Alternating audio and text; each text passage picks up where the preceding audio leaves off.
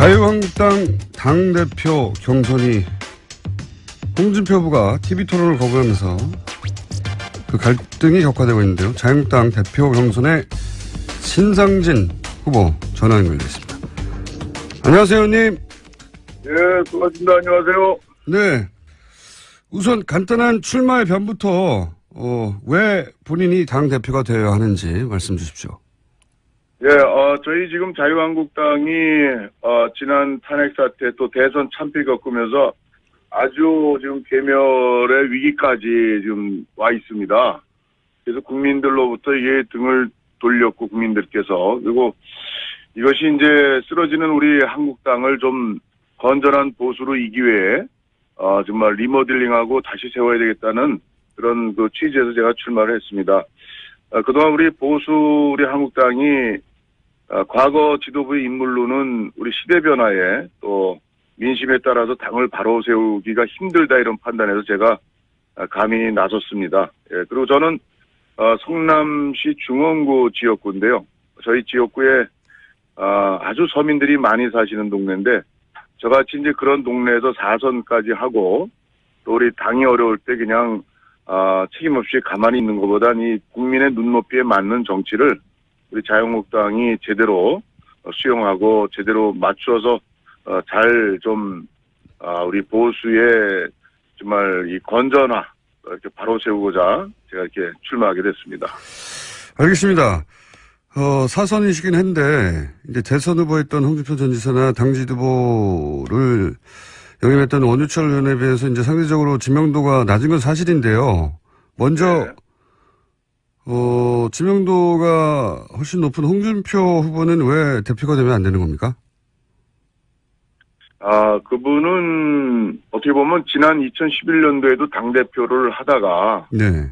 7개월 만에 이제 하차를 했습니다. 당시에 그 디도스 사건 처리 네네. 과정에 이제 당 지도부 또 최고위원들하고 뜻이 안 맞아서 최고위원들이 물러나면서 당 지도부가 이제 와해가 됐죠. 네. 이제 그것이 어떻게 보면 이제 지도력의 한계라는 하나의 그 실천 과정에서 보여줬던 모습이라고 볼 수 있고 또 지금 우리 국민들이 원하는 거는 계파가 좀 보수당이 계파 갈등으로 맨날 싸워서 여기까지 왔는데 좀 그런 계파 갈등 어떤 사익을 추구하는 그런 식의 당권 투쟁 같은 게 좀 없어야 되겠고 또 지금 이제 우리 국민들이 좀 이 품격 있는 좀 그런 정치를 원합니다. 근데 우리 홍준표 후보 같은 이제 그런 면에서 좀 국민의 기대에 좀 못 미치는 부분이 많이 있고 그래서 저 같은 경우는 이제 사실 인지도 면에서는 약하지만 인지도가 오히려 없는 것이 없다기보다 좀 낮은 것이 저는 오히려 이제 참신한 정치 또 저 같은 경우는 13년 정치하면서 어느 계파에 속하거나 줄서거나 이런 적이 없습니다. 그래서 저는 계파 갈등을 옆에서 수없이 잘못된 걸 봐왔기 때문에 또 원유철 후보도 훌륭하긴 하지만 또 원내 대표로서 지난 자유한국당이 아주 참패한 그 또 눈꼴 사나운 모습을 보여줬던 지난 총선이요. 총선 과정에 그때 원내 대표였었죠. 그런 그 책임 있는 당이 여기까지 오는데 책임을 좀 져야 될 지도부의 인물들이 다시 이렇게 출마하는 것을 보고서 제가 인지도는 낮지만 사실은 인지도 낮은 것이 오히려 국민께서 당원이 볼 때는 좀 새롭게 일할 수 있는 그런 희망의 어떤 그런 새 인물이라고 생각해서 제가 가능성이 있다고 보고 그래서 저는 당을 개혁하기 위해서 좀 과감한 판단을 좀 했습니다. 제가 물론 뭐 그때 비밀투표였긴 합니다만 네. 대충 추정하기로는 언론에서 탄핵에는 찬성하신 것으로 알려졌는데 네. 이해하시는 거 보니까 맞군요. 근데 탈당은 또 안 하셨어요? 그죠? 저는 그때 그 탄핵이 사실은 절차상이나 저는 좀 문제가 있었다고 생각을 합니다.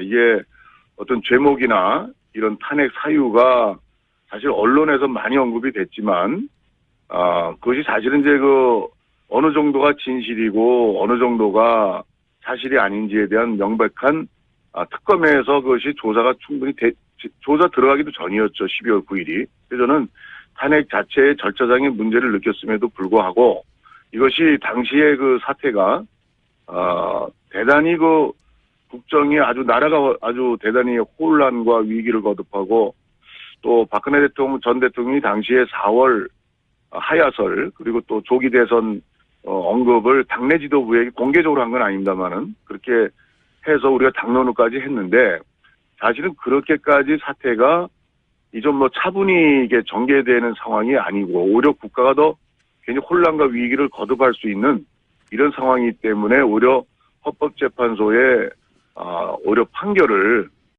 정확히 받아보는 그런 절차가 오히려 더 필요하겠다 싶어서 좀 그런 탄핵에 찬성은 안 했지만 정치적 그런 그 결정을 한 바가 있습니다. 그러시군요. 탈당 문제는 네. 저는 그렇습니다. 이게 당 안에서 쭉 저 같은 경우는 어떻게 보면 친박도 전혀 아니고 뭐 권력 주변에 뭐 가본 적도 없고 어떻게 보면 의정 활동 또 국회직 활동 지역구 활동 열심히 했던 의원인데 근데 그 당에 어쨌든 공천받고 국회의원을 하고 있고 어쨌든 공동 연대 책임이 있는 입장에서 근데 탈당한다는 거는 뭔가 집에 불이 났는데 불 끌 생각 안 하고 또 책임지는 그런 자세에서 이 좀 나가서 어떤 해결하는 당시에 또 반기문 또 유엔 전 사무총장의 대선 후보로였던 옹립 뭐 이런 문제들이 정치적 계산이 깔려 있어가지고 그렇게 탈당한 그런 계산적 탈당에 대해서 저는 좀 찬성을 안 했고 무너져도 같이 우리 책임지고 좀 뭐 당시 이제 새누리당에 그대로 몸을 담고 잘못된 거 있으면 최대한 고쳐야 되는 그런 방향을 가지고 탈당을 당시 안 했습니다. 탈당이 전부라고 생각하지 않았습니다. 알겠습니다. 자, 그럼 이 질문을 좀 드려봐야 되겠습니다. 자유한국당이 문재인 정부 출범 이후에 박수 쳐준 대목이 아무것도 없다는 이미지인데요. 이게 언론에 잘못 알려진 이미지입니까? 아니면 실제 문재인 정부가 잘하는 게 없어서 박수를 쳐주지 않은 건가요? 글쎄, 사실 지금 이제 문재인 정부 출범이 한 40일 이제 됐잖아요. 네, 50일 가까이, 예. 네. 10일이니까, 아니죠. 40일이군요. 예. 40일 됐는데, 사실 바로 이제 인사 문제가 있지 않습니까? 네네. 이건 어떻게 보면, 박수를 치고 싶어도 뭐 틈이 없었던 것 같아요. 알겠습니다. 바로 이제 총리 임명 문제서부터 해서, 그 인사 문제가 이제 또 이슈가 되고, 이게 참 어떻게 보면, 과거에는 새 정권 들어서면 서로 그냥 대선 때 싸우고 온갖 걸 했어도, 그래도 몇 달은 조금 가는데, 네. 이렇게 이제 새 정부가 일단 어쨌든 선출이 됐으면, 일할 수 있는 좀 그런 힘은 얻어야 될 거 아니에요? 잘못됐든 잘했든. 근데 네.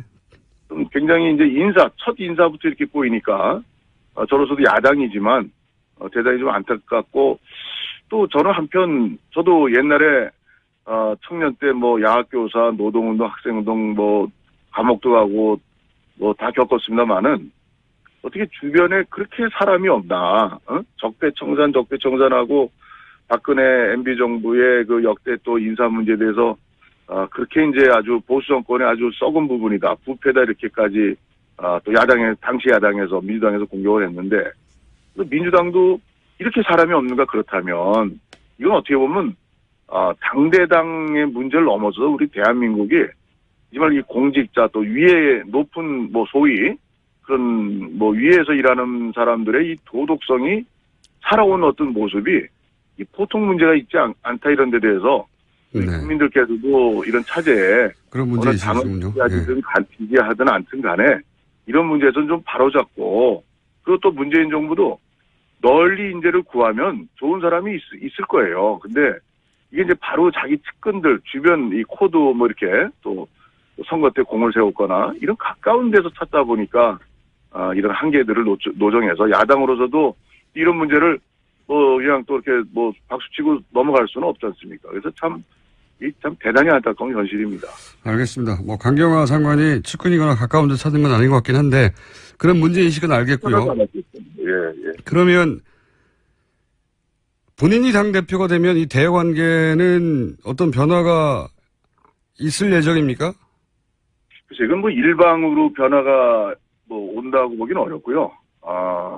우선은 이제 국정을 운영하고 또 현재로서 어쨌든 간에 제1당이죠. 민주당이. 그래서 이게 집권 정부와 여당이 우선 좀, 빨리 어떤 욕심껏 일을 처리하려고 하는 그런 무리한, 그런 일을 하다 보면 또 국회가 걸리적거리고 어떻게 보면 또 야당이 아주 걸리적거린 존재가 되고 이런 인식을 가지고서는 뭐 여야 어떤 대립은 종식되기가 어렵고 또 발전적 관계를 맺기가 어렵다고 생각하고 좀 문재인 대통령서부터 여당 정부가 좀 느리더라도 이 기회에 좀 뭔가 우리나라가 좀 이 법치 또 국회와 정부의 어떤 협력 관계 이런 모델을 좀 잘 만들어 나가면 다음에 어떤 정권이 들어서더라도 우리나라에 좋은 그런 정치 발전이라는 큰 그런 기초를 놓을 수 있겠다 생각해서 칼자루는 결국 정부 여당이 쥐고 있고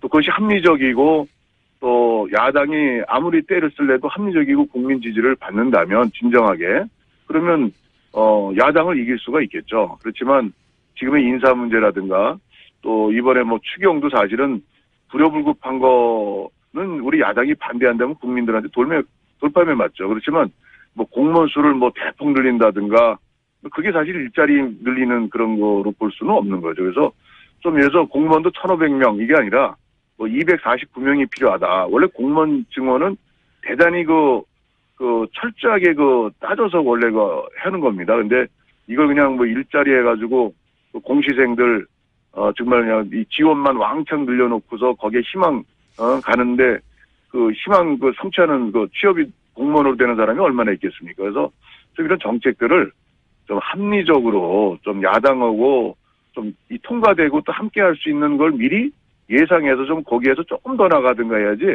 일방 추진을 하면은 야당이 제가 당대표가 된들 또 협치를 또 저도 하고 싶어도 알겠습니다. 쉽지 않은 그런 상황들을 여당이 또 집권 정부가 잘 풀어야 된다고 생각합니다.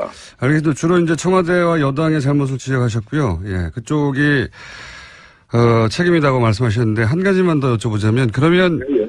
자유한국당은 이 여야 대치 국면에서 잘못이 없습니까?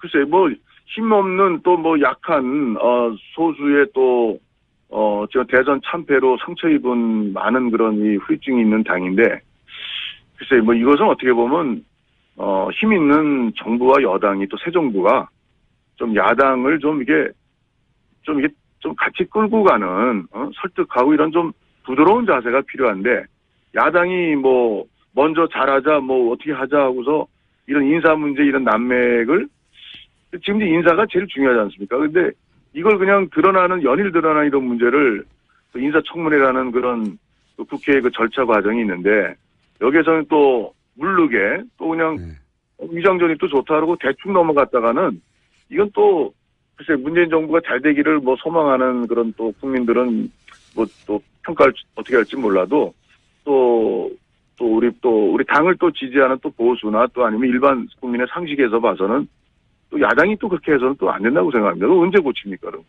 그래서 좀 힘 있는 정부가 또 여당이 조금 좀 그게 야당의 잘못은 없는 건가요? 자유한국당에? 글쎄 저는 이제 한 40일 아직은 없다. 예. 40일인데 저희 잘못을 이렇게 보기에는 조금 좀 특별한 게 좀 없는 것 같습니다. 알겠습니다. 오늘 여기까지만 듣고요. 네. 경선이 막바지에 이르면 다시 한번 연결하겠습니다. 오늘 말씀 감사합니다.